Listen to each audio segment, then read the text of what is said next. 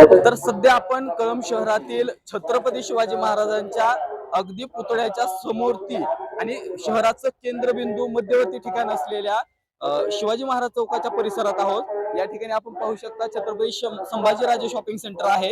या ठिकाणी मला या ठिकाणची परिस्थिती जर कळंबकरांना दाखवायची की कशा पद्धतीने या सगळ्या कळंब शहराला अस्वच्छतेचं आणि घाणीचं साम्राज्य आहे। या ठिकाणी ही ट्रॉली लावलेली आहे। या ट्रॉलीमध्ये सगळ्या या ठिकाणचा भाजीपाल्याचा इतर फळगाडीवाले किंवा इतर दुकानदार या ठिकाणी कचरा आणून टाकतात आणि सातत्याने या ठिकाणी आता बघा आपण या ठिकाणी सातत्याने जनावरे या ठिकाणी सोडलेले असतात खाण्यासाठी। या ठिकाणी किती माशा किती झालेल्या आहेत, त्या ठिकाणी डास किती उठत आहेत। या सगळ्या अस्वच्छ परिसराला जबाबदार कोण असेल? ह्या कळंबकरांनी विचार केला पाहिजे की मागील काळामध्ये सत्ता कुणाच्या हातात होती। वर्षाला 1 कोटीच्या आसपास जर स्वच्छतेवरती निधी खर्च होत असेल तर हाच निधी कुणाच्या खशामध्ये जातोय, कुणाच्या घशामध्ये ओतला जातोय।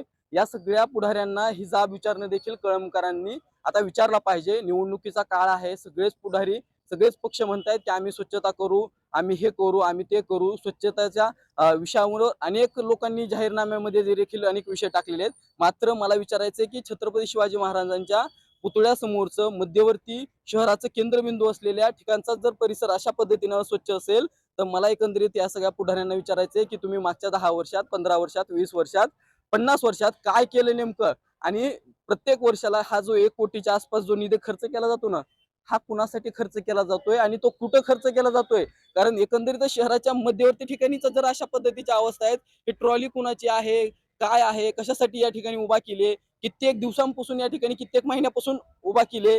या सगळ्या परिस्थितीचा आपण या ठिकाणी गांभीर्याने विचार करणं गरजेचं आहे। मतदार राजांनी या ठिकाणी या सगळ्या गोष्टींना किंवा अशा सगळ्या पुढाऱ्यांना या ठिकाणी नाकारण्याची गरज आहे। नगरपालिकेच्या कार्यालयाच्या खाली देखील अस्वच्छ असा परिसर आपल्याला पाहायला मिळतोय।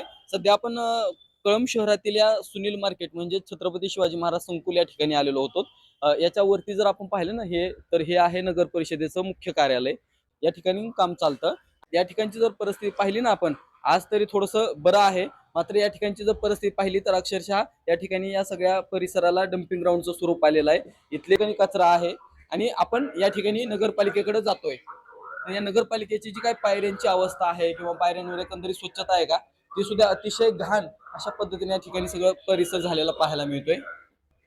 नगर परिषदेच्या कार्यालयाकडे जात असताना आपण याला दाखवा की पायऱ्यांवरती कशा पद्धतीचं थुंकून या ठिकाणी घाण केली आहे। मात्र याला कुठेही नगरपालिका प्रशासनाला याला कुठल्याही गांभीर्याने घेत नाही। सगळीकडेच एकंदरीत अशाच प्रकारची परिस्थिती आहे।